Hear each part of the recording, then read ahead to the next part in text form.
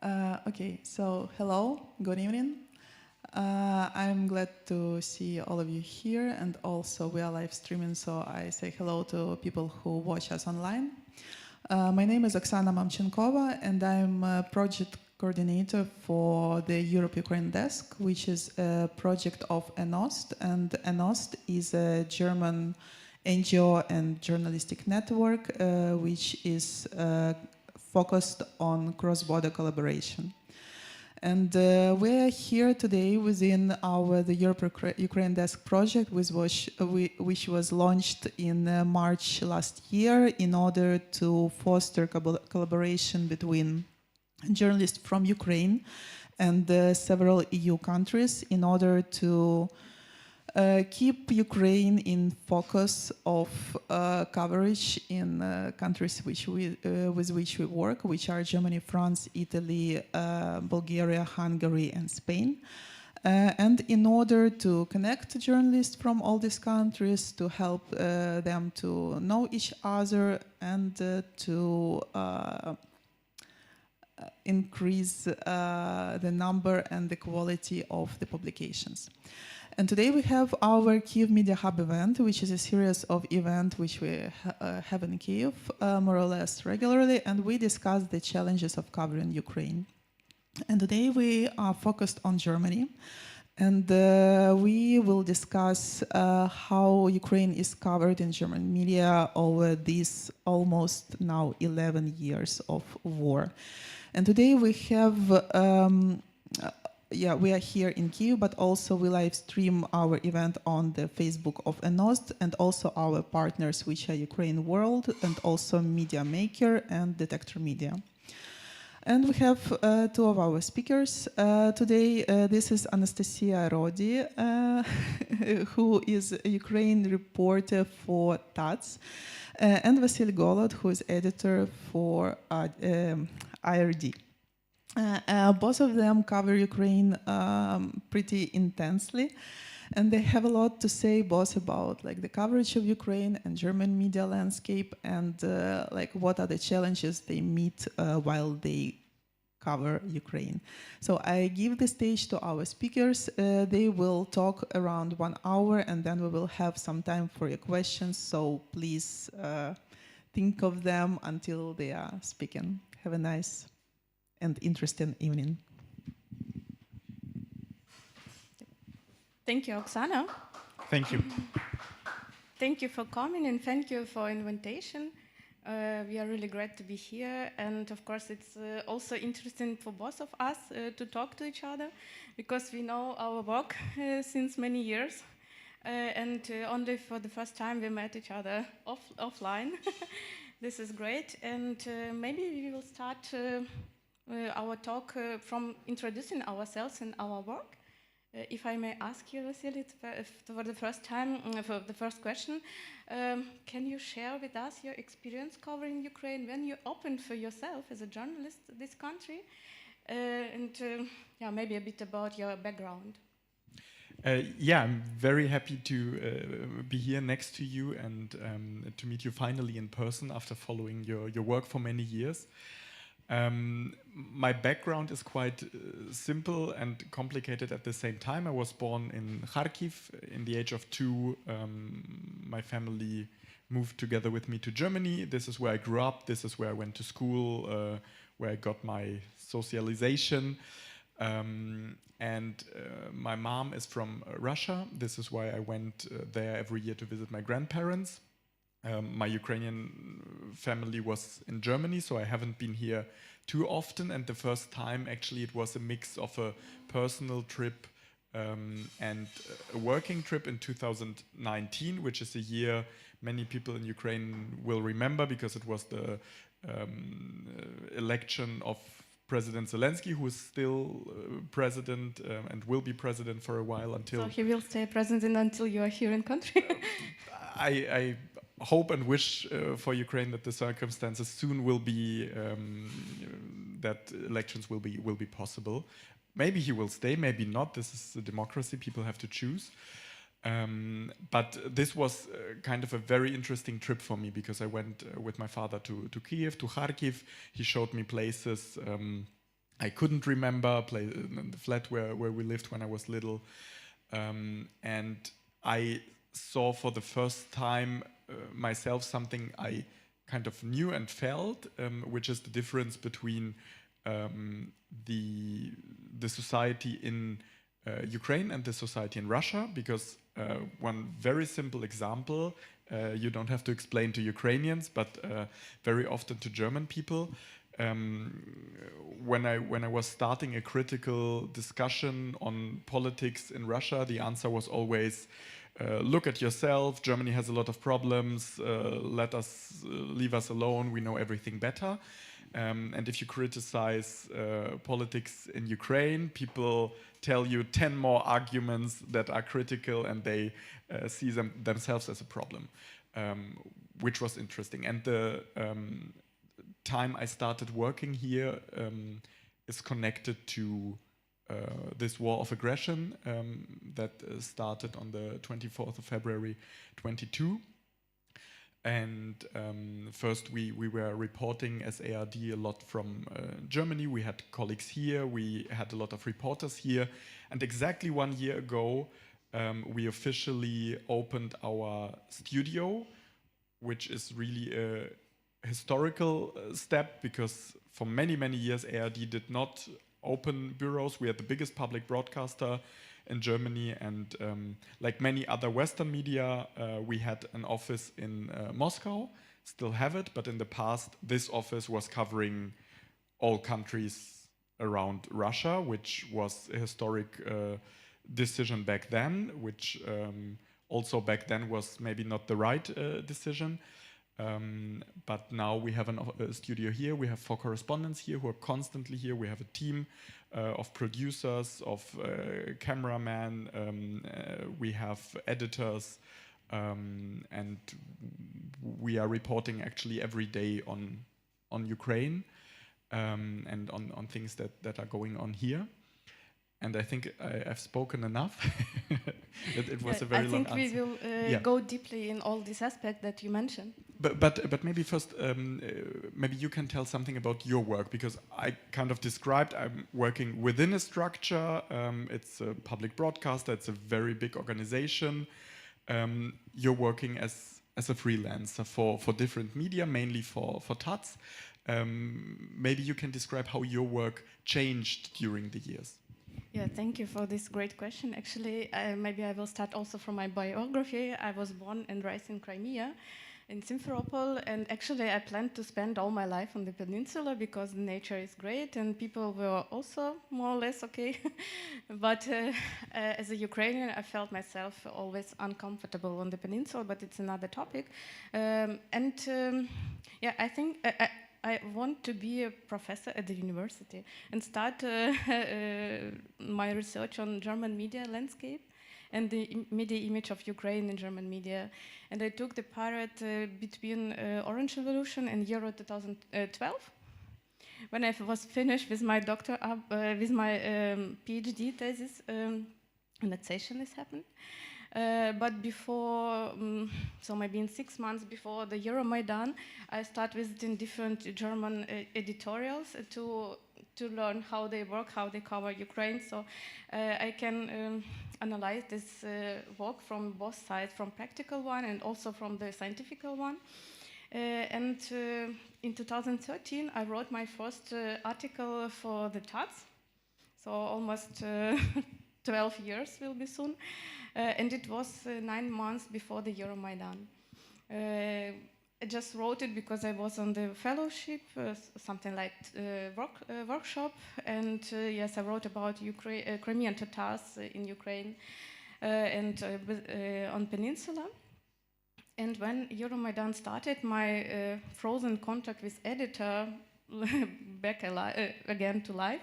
And she asked me, could you write a text about the reaction on Peninsula on Euromaidan in Kyiv? Okay, not a problem. Back that time I wrote in Russian. My editor translated to German because my German was really poor at that time. Yeah, after the first so-called Green Mansion, but now we all call them directly Russian soldiers, appeared on the streets of my hometown. I was reporting fast on the daily basis from Ukraine.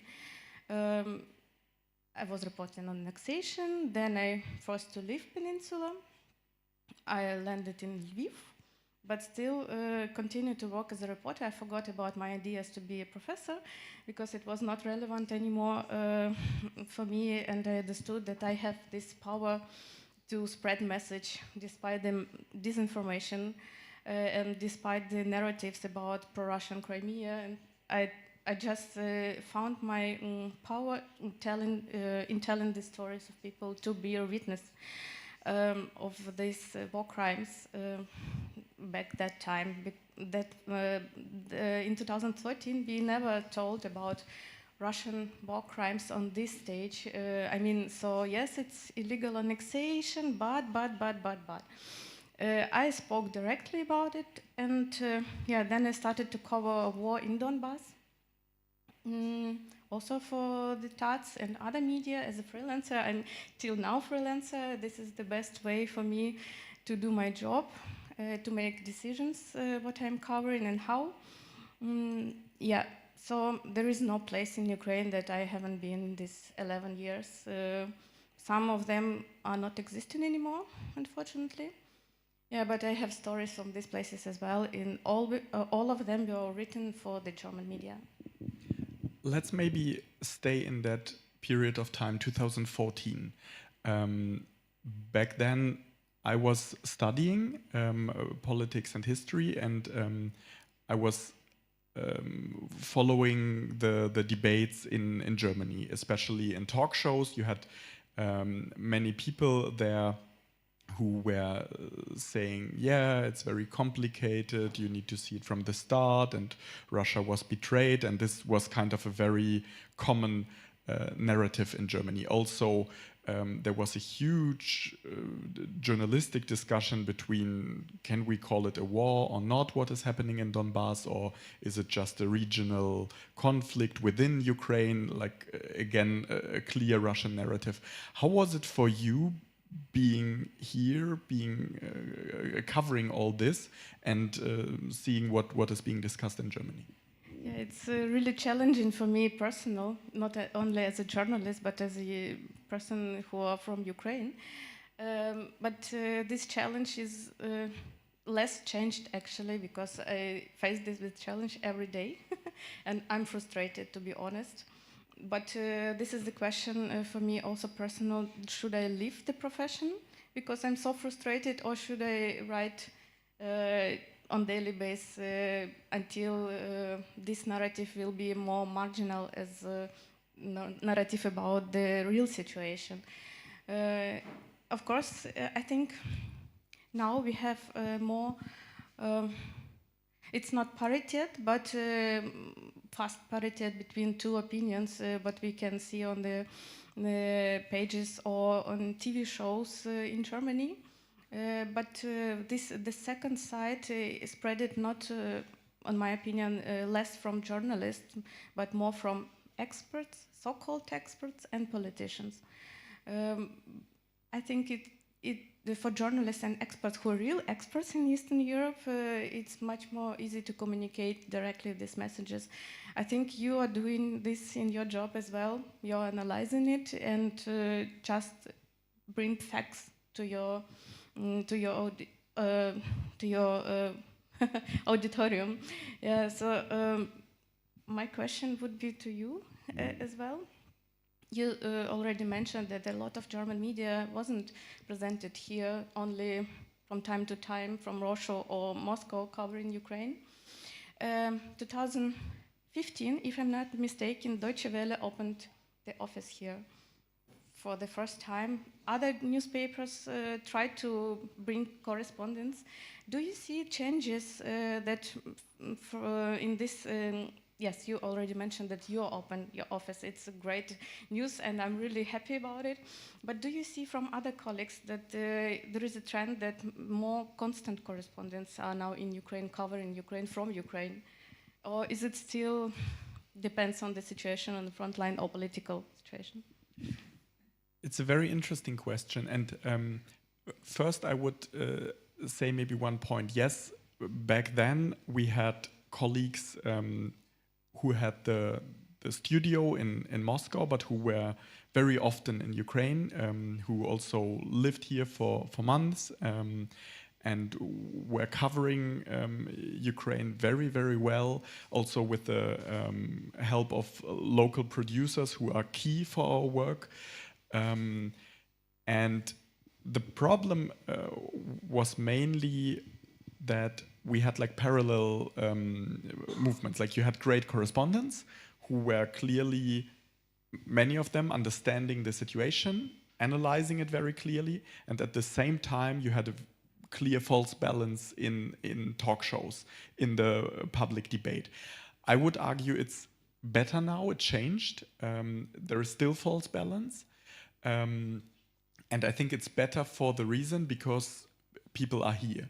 First of all, we opened a studio, which is a big thing. Our colleagues from Die Zeit have a correspondent with Olivia Cortas, who lives here, who covers Ukraine. And there are other media who don't have a permanent correspondent here, but who have always at least one person here and who are covering everything that is happening in Ukraine. I think it helps, it made a change.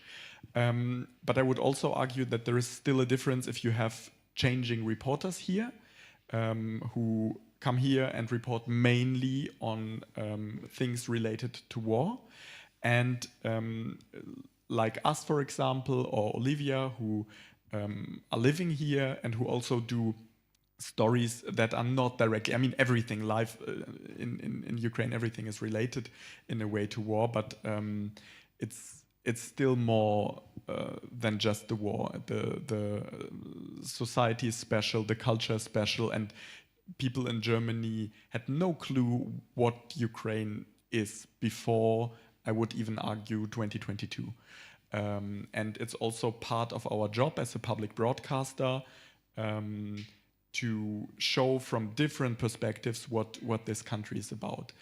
And there is also this very difficult debate because we are talking about Germany tonight, and in Germany you always, as a journalist, you learn there is one perspective, there is another perspective, you just describe it and the viewer is smart enough to understand it, which is fine more or less if you're in a democratic country where information is, the goal of information is to inform. But dealing with Russia, everyone who knows what Russia is and how Russia works, and especially how Russian propaganda works, understands that you have clear disinformation on one side, and as a journalist, you cannot present disinformation as information, and you need to clearly label it as disinformation. And in this case, people often say, "Oh, that's your opinion. That's not proper journalistic work. You need to just present the Russian perspective as a perspective." And I think there was a time frame where there was no real discussion about it. It started on the 24th of February 22, and it was there for 3 months. And then it slowly started shifting back again because people started getting tired from the war and started searching for more simple solutions. And as you cannot influence what Russia is doing, some people started trying to influence what is happening in Ukraine. This is kind of something I have realized or witnessed. I don't know how you see it, how big of a problem you see false balance. Yeah, actually, I want to make one step back when you told that until 2022, Ukraine was a black box, or I don't know, white point on the map of Europe. It was also a question for me, why it is so, because the annexation of Crimea, absolutely illegal act of aggression, was done in 2014. It means that 8 years it was something, yeah, we can deal with it and to find a compromise. I think even now, looking on the political debate in Germany, we see that roots of these narratives are still presented. And for me, it's also a question what we are doing wrong as a journalist. Is it our task at all, or just to inform and to bring more context and to leave it? Because I hear often from the colleagues that this is not our task to change societies, it's just to bring information, and other institutions should well-educated people. Maybe you can react on this, or we need to push our agenda and to bring truth on the table every morning to the people, and then waiting for them that they will react on this as we are trying to educate them or something like that. Is it already activism, or it's still journalism? My understanding of journalism is that journalists should never have an agenda. The main task of a journalist is to cover things, to be there as a reporter where things are happening, and to report on these things. This is kind of my understanding. If you have an agenda, you should go into politics or write only opinion articles, which is also fine. But this is kind of not the journalistic sphere where. It's more like publicism. Yeah, definitely. Like you can be a public figure, that like an analyst or something. That's totally fine. But especially in news broadcasting, the main job is to present the news, to cover the news. But and this but is important. You need to give people context, because what we are doing is every day we wake up with information. We check this information, we validate this information, we report this information. When we go to bed, we also, at least I can speak for me, the last thing I do is checking information. But normal people go to work, they do their job, then they come home and they watch the news. And if the news do not deliver context, it's difficult to understand the news in the right way, because how should a person who was, I don't know, helping elderly people or teaching young children the whole day, how should she in 1 minute understand what everything is about and what's the right context? This is our job. And maybe one example regarding Crimea. When, like in my final paper at university, I was comparing how Russian state media and German public television were covering the annexation of Crimea. And what was interesting is that on German, Russian media is clear. They had like a full 15-minute piece, everything what Putin said, and without any context. This is the right way to understand it, how Putin put it. In German media, you had a first piece, 3 minutes, in the main news magazine, which was just a wrap up of everything that Putin said. So, historic Russian territory, fake news, but this is what he said. There was no blood, no war. All went fine. Not correct, but also what he said. And after this, you had a very intelligent professor who, in a 7-minute interview, was in a very complicated way, was explaining why all this, what Putin said, is not correct and not by law, and it's a big mistake. But the framing was set already. So people had the frames in their heads, which they still have, that it's complicated with Crimea, it's historic Russian territory, and so on. And now, even 10 years later, it's difficult to, you're still fighting against those narratives. And then you had complicated words, annexation, separatists, you had like peace negotiations where Russia was not sitting at the table as a conflict party, but as someone who wants to help solving the problem. So there were a lot of basics that were delivered in a wrong way. And this is why my understanding of good journalism is no agenda, but giving people context so that they understand it, and also not using complicated words, because we only use complicated words when we do not fully understand what we are talking about. So we need to fully understand what we are reporting on, and then have to, in simple, clear words, explain to our viewers and listeners what's going on. Yeah, I'm absolutely agree. I try to do it in my work as well, to bring as much as possible context. But when you're writing for the newspaper, it's also challenging. You always should to decide what you bring more context or on the your report, because you always have not enough place in blood on the page. I also want to give you one example about Crimea and my reporting from them, from this territory. It was a few months later after the annexation. I already left the peninsula, and it was, I wrote a big essay about myself, so I'm really happy that I have this format as well. It really helps me to not only to reflect, but also to share my thoughts as a person and as a journalist. And I wrote this big essay where I explained that I'm a person, I'm not a table, no one can take me and bring to other country and give me a pass. I'm not Russian, I don't want to be Russian, I'm Ukrainian. So I explain it all really emotionally and with the facts. It was one conference organized in Berlin by the newspaper.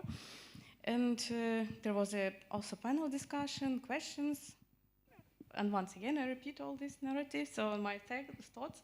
And one elderly lady came to me and took my hand and said, "I can see you, you're alive, I can take your hand, but I don't believe you're existing. Such person from Crimea cannot exist with such thoughts. You're writing good, but you're creating these ideas." And back that time I was too young and cannot react actually properly. How would you have reacted today? Yeah, also polite, but more maybe more structured. I was trying to loud and to just make some jokes, just to bring this situation somewhere out of the. From this room. But for me, it was a great example what actually misinformation and propaganda makes it with people even outside of the country, somewhere far away. They don't believe what they see and what they hear. This is really challenging for us as a journalist. So maybe we are risking our lives to bring reports, and then people watch, said, yes, it's really good job, but we don't believe you. Is it something that happened to you from time to time? Because you also become feedbacks or comments on your work. How you deal with it and how you explain this situation? I think there will be always people who do not believe you, people who do not trust journalism, but there are many, many people who do. There are many people who value what you are doing, what we are doing, what other colleagues are doing. And I would say for Germany, from everything I see and analyze, it's the majority. The question is, how can we reach those people who do not believe us? I think the only thing that we can do, again, no agenda, we can only do our job as good as possible. We can check the facts as good as possible. We can be as clear as possible when we have the facts, and we can be as correct as possible, stating if we do not have all facts, if we do not have all information, if we cannot check things. I would also say it's always important to kind of understand a society. Sometimes I meet people in Ukraine who say, what's wrong with Germany? They have so much money, they have so much influence in Europe. They have also their own historic experience with dictatorship, and they are only at this stage because others helped them, which means defeating them, and kind of it's necessary now to help Russia in a way by defeating them. Why don't they understand it? And I think it's connected the other way around. Germany, because of their own historic experience, is a very pacifist country. People do not want to hear the word war. They want to help people. Many still cannot understand that weapons can help. I would even, I can describe from my own experience when I was in school, I thought like we don't need an army in Germany. We should rather take the money and invest it in schools, in hospitals, in other things, but not in military stuff. Many years ago, I also didn't think that weapons could help Ukraine. I thought diplomacy could help Ukraine. Many people before me, other people understood it way earlier than I did personally. And I think Germany as a country is still in the process of learning.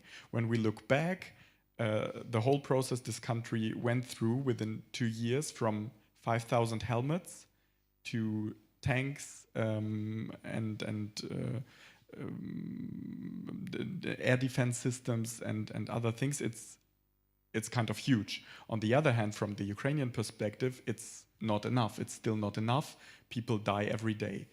And again, this is the job of politicians to convince people what's the right political strategy, the right way for the country. Is it the right way for Germany to support a quick NATO membership? And this is where I see a lack of leadership in a way. I think politicians could explain things better and more. Politicians can and have to speak about diplomacy, but they have to explain why diplomacy with Russia is not possible. They have to remind people that Russia is the country that started this war. What we as journalists, last point, can do is to give people the information. We did this year a documentary on 10 years of war. And many people were asking, like, no, the war it's 2 years of war. We're like, no, it's 10 years of war, because taking the territory from another country, attacking another country militarily, it's a war. It's like by definition a war. And many people wrote long emails and were like, oh, I didn't think about it. I had like no connection between what happened back then and what's happening now. So I think we can make a difference with our work. We also have to accept that it's sometimes maybe not as quick as we would like it to be, because we see the facts and here everything looks very clear. But I'm curious in one point, because you mentioned how you have been covering in 2014 and you're covering now, and you were like, it's still false balance and still very bad. Do you see any way a shift, a change, also in newsrooms, or do you have to have the same discussions as you had 10 years ago? Yeah, it's a great question. Actually, I want to also to mention this situation. When I was covering Ukraine in 2014, it was, of course, for many people shock, and they want to have as much stories as possible from Ukraine. But after the Minsk 2, February 2015, a lot of journalists left Ukraine, and actually there was also a big lack of stories from Ukraine, so much more less.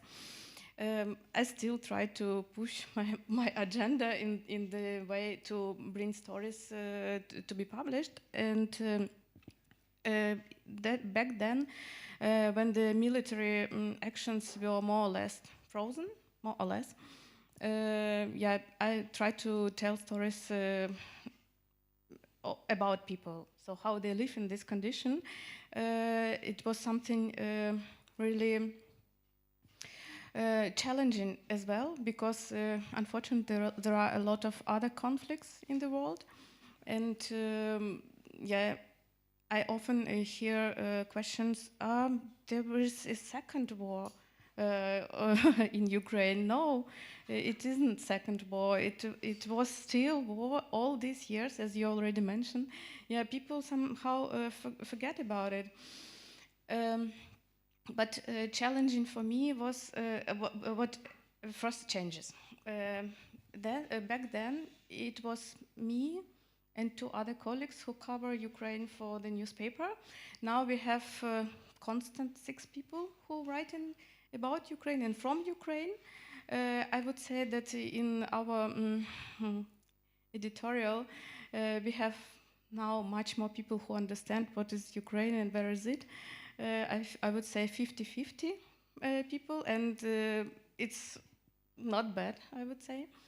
2 people learned Ukrainian language, who are not Ukrainians and not from the Slavic countries with Slavic background.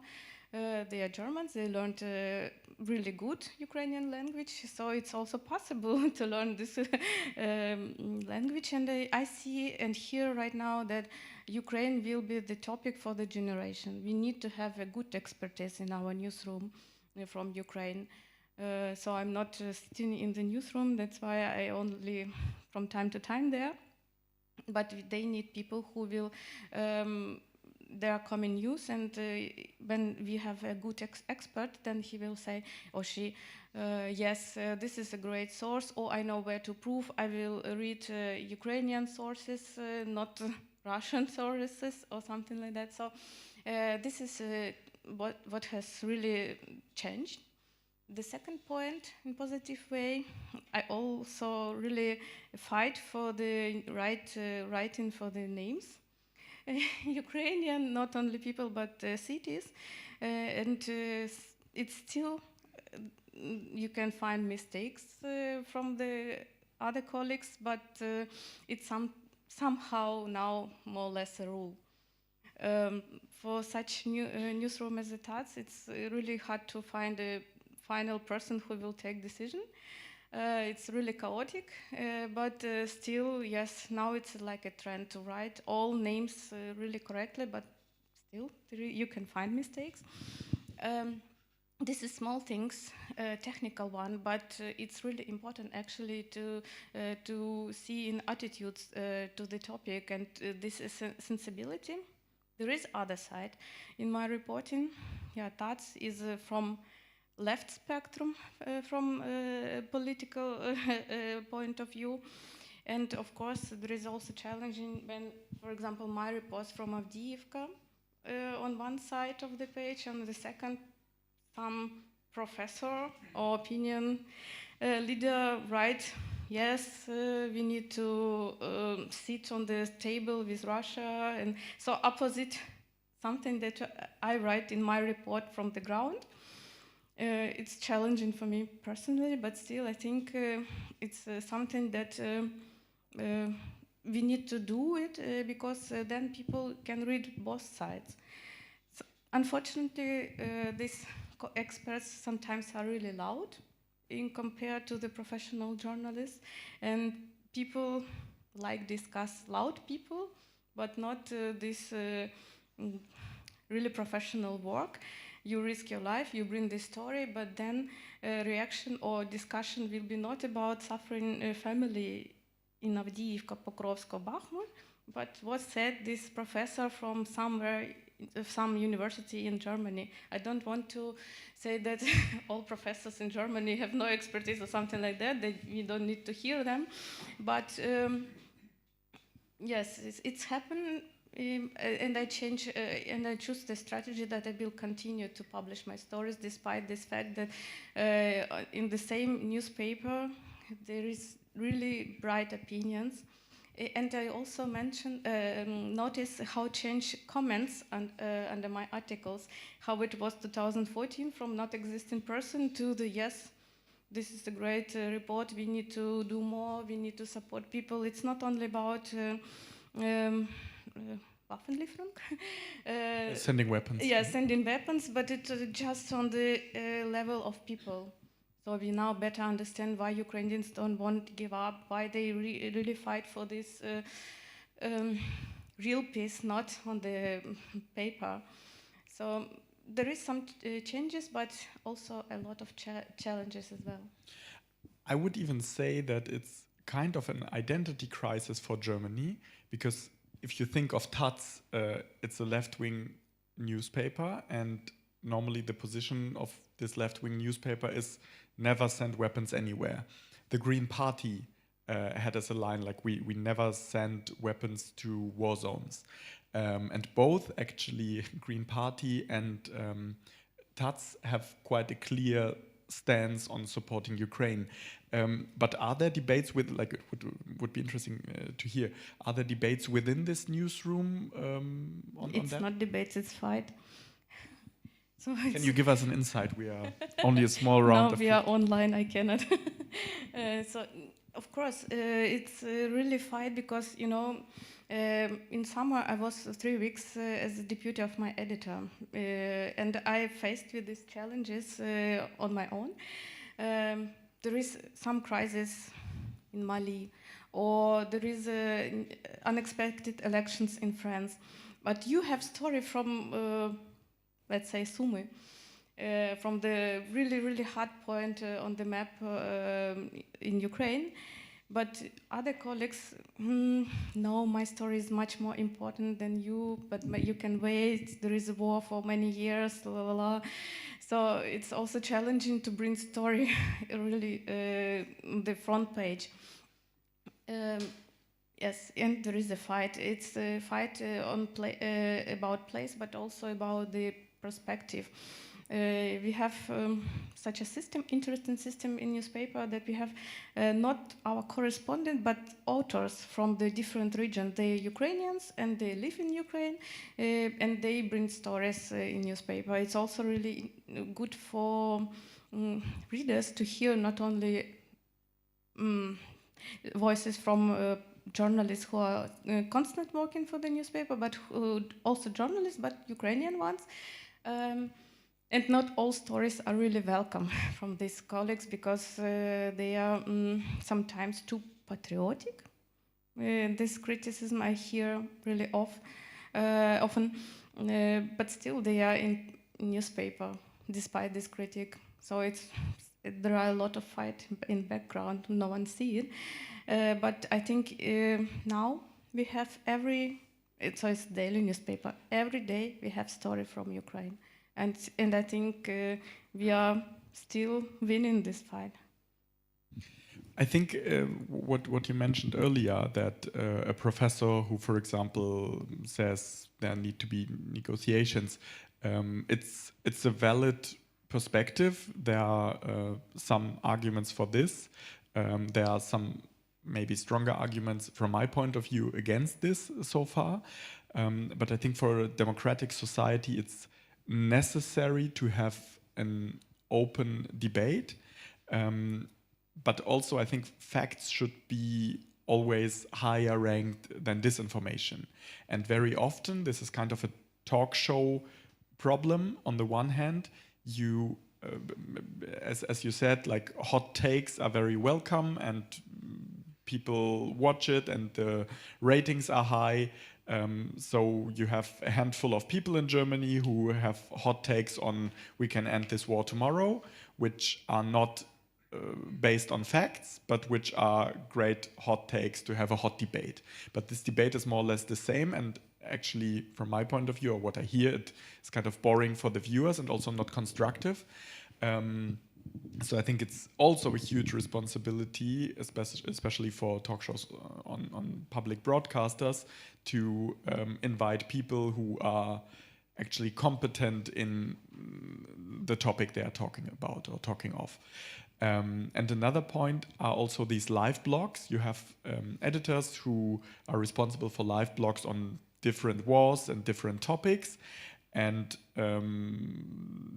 there is one person responsible for more or less all wars happening in the world, and there is not much time and no break, and people more or less do copy-paste agency news. Where I would say we should be more careful in checking all this, and rather putting out news a bit slower but in better quality. So I think there is also a lack sometimes in quality, not always, sometimes. And this is something we all have to discuss with our newsrooms. And actually, I think even though it's sometimes tiring and annoying, it's also part of our job. It's if you compare the relationship between Ukraine and Germany in general, I would say it's probably as good as it was never before. We see a very strong society in Germany that helps many Ukrainian people. We see a lot of interest in Ukraine still. We can say it from our programs, what we do. We do not only reporting as ARD on television, we do radio, and millions of people listen to radio every morning. And a lot of radio stations put it on as news every day because they think it's important. It's important not to forget about Ukraine. What do you see, maybe before we open the round for questions, what do you see as the biggest challenges, maybe looking ahead towards the elections in the US and next year for journalism and for covering Ukraine? Yeah, I will ask you one more question as well before you open. Yeah, actually, I think journalists as politicians, they are just more or less took a break, just waiting what will happen. I'm pretty sure for journalists who work for German media, will be the next year will be very challenging, because we have also election next year to the parliament. And it's mean for journalists that the way of misinformation, fake news and propaganda will even increase. Especially who are working here in Ukraine, we will face with these challenging narratives. I would say we need to take a good break on Christmas and to be prepared for the next 9 months, work really hard. It's all in one box, so to say. It's in the USA, in Germany, about war in Ukraine as well, because today President Zelensky presented his plan, but we saw more or less first reactions. It's really uncertain. Will it work out or not? That's why I think journalists also waiting for the results of the election in the USA. My question to you was really practical one. You already told about the German society that something about war, it's not really welcomed to be covered. But is it for you challenging or not challenging, but what stories are more interesting? War reporting or maybe people stories? And how you can explain this trend? Because I will just answer from my side that stories from the front line is not really welcomed. Maybe it's a wrong formulation, but people want to have more people story. But is it for you the same or maybe other? Because for TV, war reporting is much more visually interesting, I would say, or I'm wrong? It's a difficult question because if you take programs like CNN, for example, they do proper frontline reporting and they go to the hottest possible places and do lives from there, and you hear explosions, and this is kind of what people watch a lot and people in the US want to see. Regarding our work, we try to tell stories of people. So if we go close to the front line. It's not just to be there and say we were close to the front line. This is not the way we report, but it's to tell the story of a soldier who became a soldier because he had no choice. It's showing the lives of people who are under constant shelling. It's going to places that have been under occupation, and then to tell the stories of the people. How was it to show these perspectives, and this is something where we see there is a lot of interest, and showing more Ukrainian people with their different also perspectives and experiences and thoughts, and also in different parts of the country. This is what makes our work valuable. And also again, these different kinds of media we can work for. For example, talking about diplomacy on television is really difficult. You can do it better on radio, but you can sometimes even write better an article because people can read a sentence twice and then understand it better. Some things, very personal stories, are difficult to tell on television because people don't want to show their face. They do not open themselves up. It's really strong on radio. You sometimes I want to leave the flat. I listen to radio. I stay there to end the report because it's so strong and impressive. So I think it's a mix. We can't only be in Kyiv and report on things that are happening here. We need to travel around, but we should also always think, like, is it really necessary? For example, the possibility of going embedded to Kursk region, which some colleagues did, which we did not. We discussed it, but we decided not to do it for different reasons, because the facts on the military strategy we got from a military who was involved in planning. That there is a lot of military things going on. You can see in Sumy region. What was interesting for us is to see, have there been really so many young Russian conscripts that are now prisoners of war? We saw it in Sumy region. So there were not many reasons to go there, and also doing embedded stuff is something we don't do. Others do it. So I think it's a constant thing we need to discuss. We need to discuss as a team here. We need to discuss as a team with the newsrooms in Germany. But maybe the last and important point. Sometimes I feel also from what you described. You are here, you are on the ground, you are the expert, and if newsrooms show a lack of trust towards you, this is a big problem. I think this is the most important and basic thing, that your colleagues who are not here trust you. They can have discussions with you on specific approaches to your reporting and so on, but they need to trust you. And if this is not there, this is a problem. Thank you very much. Thank you. And maybe some of you who are here and listening have thoughts, have questions, have ideas. Yeah, if anyone have questions, please raise your hand. I will give you a mic. It's time for hard questions. So you talked about like false balance a lot. What I see in Germany right now is that, for example, there's topics that come up and that everyone is interested in because certain politicians, for example, push them, like diplomacy.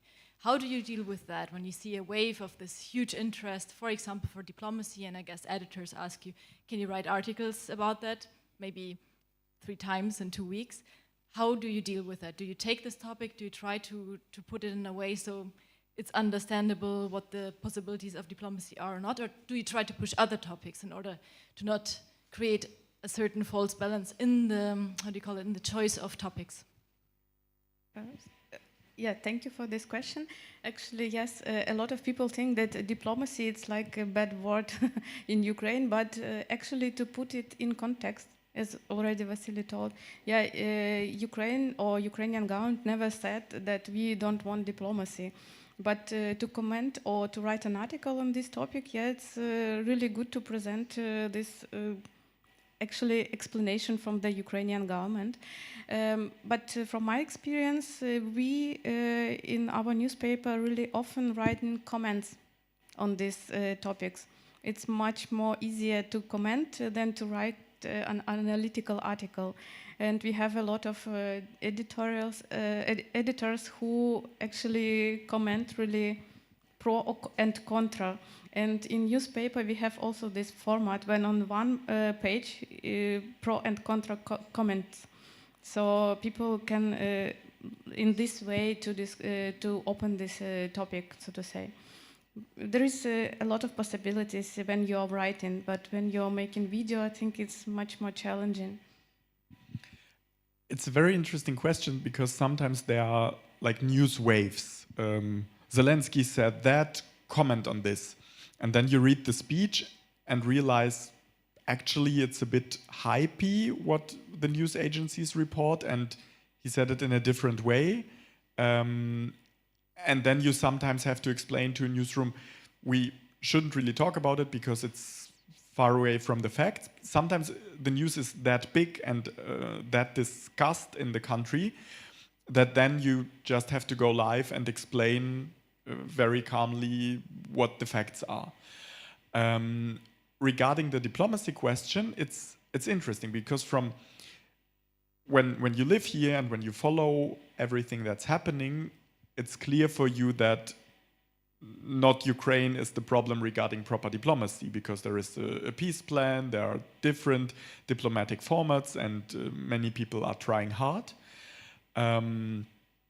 But sometimes it's helpful then to get the German perspective, for example, from a newsroom where people don't have this perspective and think, okay, the war is going on, it's very difficult for Ukraine, maybe Ukraine should try harder doing diplomatic work. And then you just need to collect the facts, maybe sometimes even call politicians in Baltic countries or in Finland and get this perspective for this debate and explain it. Because I'm still convinced that if we do our job properly and explain in simple, understandable language the facts, that people will understand the facts right. Yes, it's hard to deal with disinformation, it's hard to deal with populists, it's very simple to be a populist and say simple things people are wishing for, but our job is way harder to check information, verify information, explain, but I think it depends. So answering your question, sometimes you need to explain, no, we shouldn't do it, sometimes definitely do it and explain.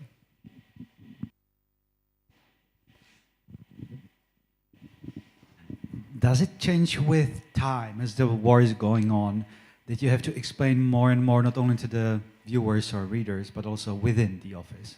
Maybe the diplomacy is a good topic.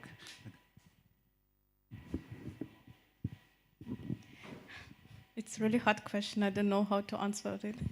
Yeah, sometimes some aspects you have to explain really, really hard and deeply with a lot of background, and some other aspects you can answer with examples, how it was before, and what it, for example, I will make this example. When people said, yes, maybe Ukraine should give some territories and then will be peace, then you can explain that occupation is not a peace. And we saw already the occupied territories and what happened with people on occupied territories. So this is like really emotional, but explanation with facts. We are not creating it, or not, it's not a theoretical one, we saw it already.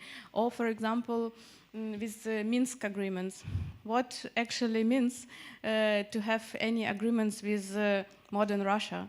Yeah, it's hard, it's emotional, not all people will accept these arguments, but trying hard and some will work out, I would say. This is actually the key point. I think you need to often remind people about things that happened. One very simple example, if you listen to German politicians before coming to Ukraine, for example, who say, yeah, we are sending a new air defense system. 1 week later, another minister says, we are sending a new air defense system. Then a minister arrives here and says, we are sending a new air defense system. Then back in Germany, yeah, we are sending a new air defense system. And you have the feeling Germany sent 5, 7 new air defense systems, but it was only one, and it's not even here. So sometimes you need to give context. This is a very simple example. Regarding diplomacy, you need to remind people that it was not Ukraine starting this war. You need to remind people about this paper Russia published, I think it was December 21, where it says like back to borders, back to NATO structure before 97. That this is kind of the basis for negotiations between Russia and the US, which is like totally far away from realistic thoughts. And that also the German chancellor, the French president went to Kremlin to discuss in a diplomatic way not starting a war, and the person in the Kremlin said there will be, we're not planning a war, it's just a training and so on, and like every agreement was broken. And it's funny that I'm telling this in Ukraine because everyone in Ukraine understands this, everyone in Ukraine knows this and is following this, but Germany is not very far away by kilometers, but sometimes far away by mind and by following what is happening here. And giving context is our job. And it might be sometimes personally annoying and tiring, but this is our job.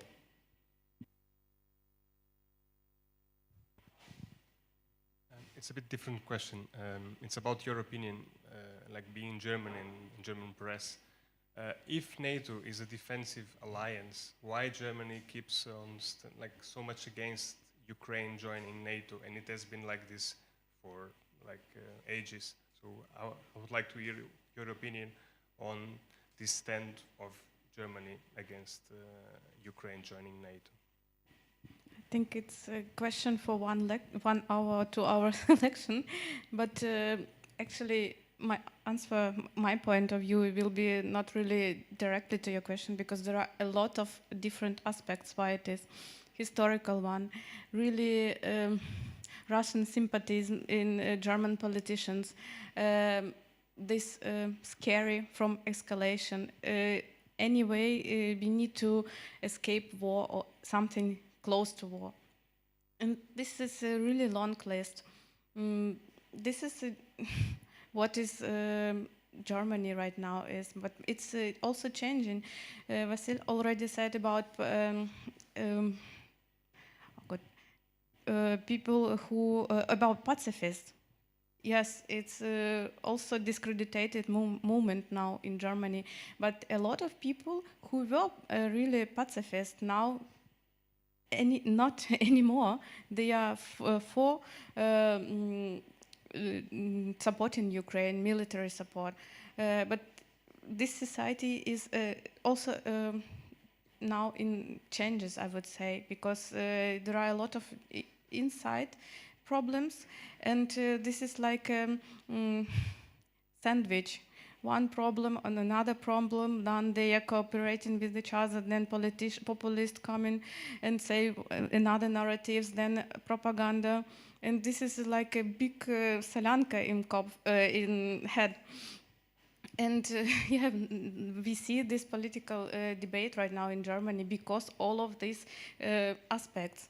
So sorry, I cannot answer more shortly or more understandable on this question, but it is right on my point of view right now. The pacifism is an important point, but also many people in Germany took it and still take it for safety for granted. It's normal to be safe. It's normal that there are no rockets, drones coming in. And they want it to be that way, but they also don't want to think about NATO because it might be something dangerous. Like there are also some critical voices on NATO, but without thinking about it, thinking of this alliance. There are Russian narratives about NATO is enlarging and putting pressure on Russia. There is also still this historical maybe mistake in teaching in society. When you say Soviet Union in Germany, people think of Russia. They do not think of Ukraine, maybe now a bit, some people, but mainly it's Russia, it's not Ukraine, it's not Georgia and other countries. And this is something that was in this society for many, many years, and it will take many, many years to change that point of view and change these habits. And I think this is why it's important that we are here and are reporting from here, that other colleagues are in Tbilisi and reporting from there, that we show these perspectives, that we show the perspectives from the Baltic states more often, because this helps the German society to better understand. And of course, it's also important in schools to discuss it, to have it as a topic, and to have a proper also self-critical analysis of the approach back then. And it's also, I mean, it's my personal topic that I still can't understand. But on the day Germany celebrated unity, 3rd of October, Gerhard Schröder was sitting in the front row at this celebration. It says a lot about where we are. Thank you. I have a question, but packed as a comment, and I would like you to answer to it if you agree or not. It's a bit broader. It's more about the topic of the Zeitenwende in the German media. So, first of all, I mean, I think some people you know it, but I think it's a blessing that both of you exist, so to say, for the German media landscape, for your respective audiences. But of course, there are not so many people that come to mind. You know, there is not a big pool of people that maybe could have filled in this important function than you did, because, and I think both of you were extremely polite today. So to say Ukrainians are not diplomatic is already, at least from today's discussion, debunked. So I take the liberty of being a little bit more straight, maybe, regarding my take on this Zeitenwende in German media. And I think it's my thesis is that there, of course, there was a lot of stuff to do, but there is not really a very self-critical Aufarbeitung, I don't know how to call it, reflection in the media itself. Of course, events were very rapid and you just had to adjust. But the fact that not only in German media, but also in academia, cultural, intellectual spheres, there is an extremely, you know, if you wanted to become a German correspondent in the last 30 years dealing with Eastern Europe, then basically everything the system told you, everything the logic told you is, you have to go to Moscow, you have to learn Russian, you have to study Russian language and literatures, for example. Yeah. And that is what happened. And I mean, a lot of people who may end up in smaller countries covering Central Eastern Europe or Balkans, of course there are some just bio-Germans, how we call them, that somehow got interested in that, but often it's because of their own biographical motivations, maybe. So we have this very heavy structure in the German media, and that doesn't mean that everyone, of course, is a propagandist or is super Russian biased because they had to, for example, work in Moscow, etc. But of course, I felt it a lot, and I saw it a lot, that there is not this readiness to actually really open that box and be ready to think about it critically, what it could all entail. Yeah, what is this bias? And that, as a whole. That was also one of the reasons why German society in general, but also in the media, they could not start from the starting line, so to say, but maybe a few rounds, they had to run a few rounds more. It's especially interesting when you see it in Kyiv, because Vassili also talked about the agenda. And I think, of course, in the classical term, when we talk about agenda, like try to push a hidden agenda is one thing. But everyone has a bias. And you can see it here in Kyiv. People from all around the world, colleagues come. Someone from Northern Ireland has a different approach automatically than someone from Germany or from Spain. Or it's very interesting to understand it. But I think this self-reflection inside the German media hasn't really taken off in the way I would have expected it. And it is also connected, I think, to the general problems that we discussed, that you discussed, how to educate people, how to hope for Germans to understand, you know, and I'm happy to hear that people are learning Ukrainian and there is a new generation now, but there is a big vacuum of people. And the people that are still doing the reporting, they all have this bias, but they are not ready to engage in really discussing it and with the same scrutiny that they would maybe discuss this in the political sphere or in other spheres. It's just a train of thought I wanted to share with you and would like to hear your thoughts on it. Thank you. Yeah, it's a really difficult topic, to be honest, as a Ukrainian who writes for German media to discuss German colleagues.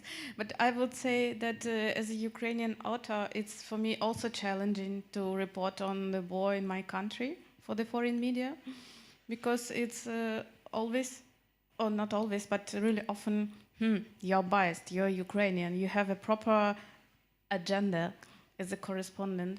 But I cover war in my country almost 11 years, and another media also want to have my text, for example, or my comments.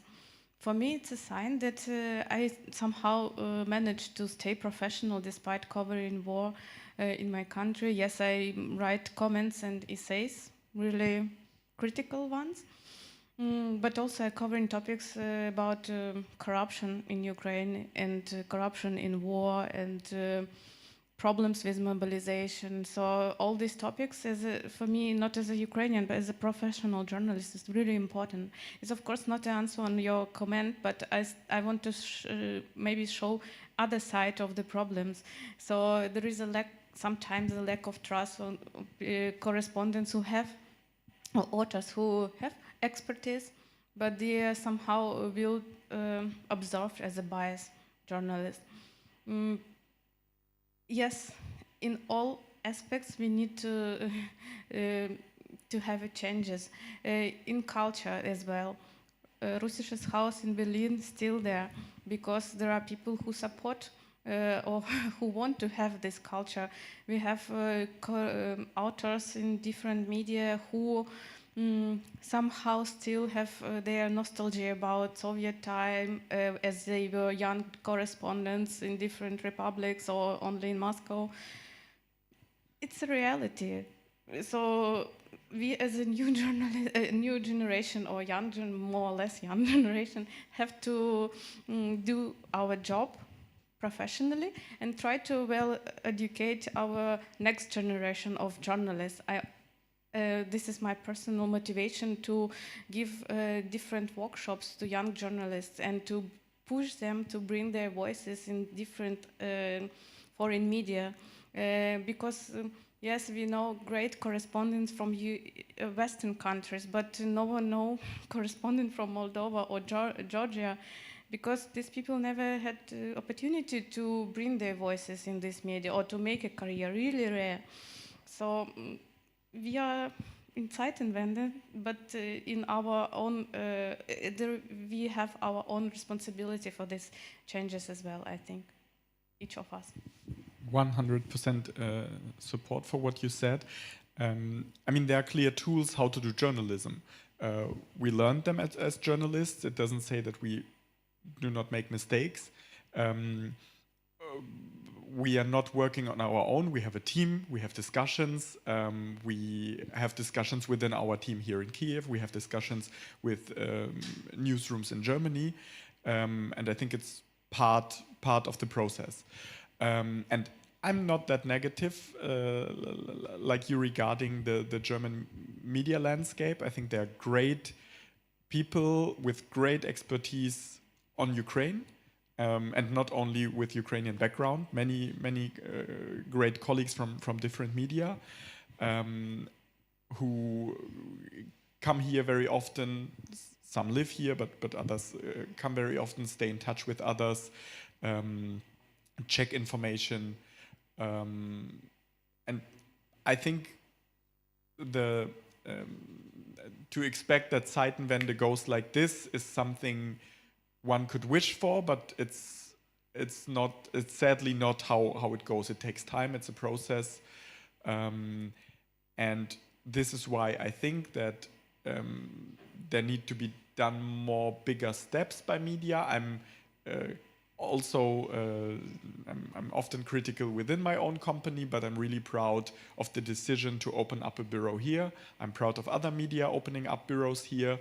And I think the more we do that and the more media will do that, the better people in Germany will understand the Ukrainian perspective. And as Anastasia said, part of this of understanding Ukrainian perspective is understanding that Ukraine is very diverse and very self-critical, and that Ukrainian journalists are the first to report on corruption cases and fight for their rights when they get under pressure. So I think this is something we also maybe need to focus on more in our reporting and explain it to the German audience.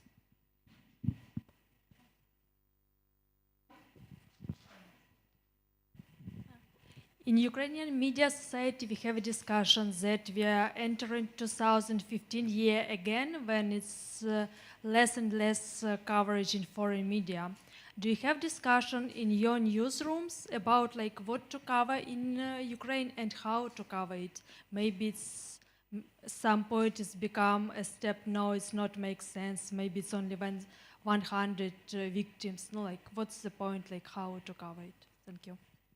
Yeah, I would say that, for example, in our newspaper, we have a ticker, as Vassili already said, so all news are going, and sometimes it's the most read articles, this ticker, what is also not really sympathetic for author who wrote 10,000 signs.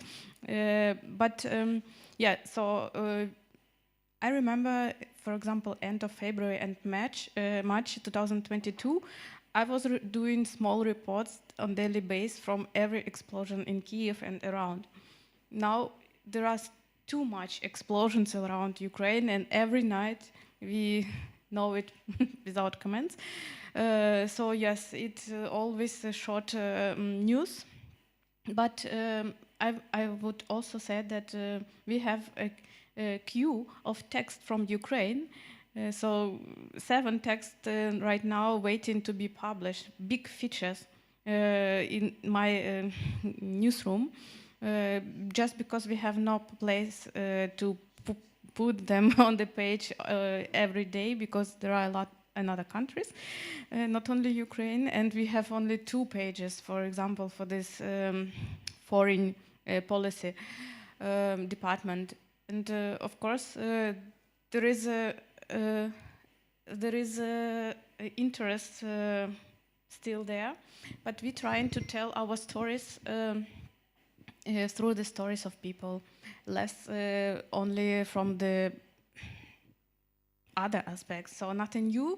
We are still publishing, as I said, every day we have topics from Ukraine, but yeah, less about what's going on the front line. I write one time per month, military analysis, and that's it. And when I'm on the front line, of course, I bring reports, but more about stories, about people's stories. when I think of June, July, August 2022, you could just call any newsroom and say, hi, from Ukraine, and they were like, yeah, we take your report. So no questions. Ukraine, definitely, thank you that you're there, thank you for reporting. It changed. It definitely changed. And the work for us changed, that we now have to work like more or less any other studio who wants to get in the news. So we need to be creative in finding interesting topics. We need to be more analytical. And sometimes we need to be annoying if we see this is really big, this is really important that people in Germany get this news just as a news. And then we need to call more people and explain it to them. And mostly it works because people trust us for being here and for checking the situation. But it got more difficult. Year 2015, I think it's difficult to compare, because the big difference is that more journalists are here, more journalists come here more often, international media in general, the focus is different, and also the understanding within governments is different than it was back then. So I think that you cannot compare it, but maybe it's also a hope I have regarding Ukraine. But I think it's a different situation. And I guess this will be the last question from our audience. Thank you. Thank you so much for this important discussion. And today you mentioned about Crimea, and I'm from Crimea, and Crimea Festival for me is a historical homeland. The perception about Ukraine in general in international media has changed significantly, but the issues related with Crimea has not changed at all. There are a lot of manipulations in historical perspectives, and I try to promote my articles in international media, focusing on historical perspectives that Crimea was never Russian. There was ethnic cleansing, and after 2014, history repeating itself. It's the same colonial policies that it was in 1783 and 1944, and how we can change these narratives about Crimea, how we can impact for international media and change these narratives. I know it's very difficult. I know, I understand you, and because I try to do it, but we have to do it. To be honest, despite the fact that I'm from Crimea originally, I even don't remember when I published the last text about Crimea. This is a tragedy, but there is explanation why it is so. I have no access to the territory. I lost all my sources on the peninsula after 2022.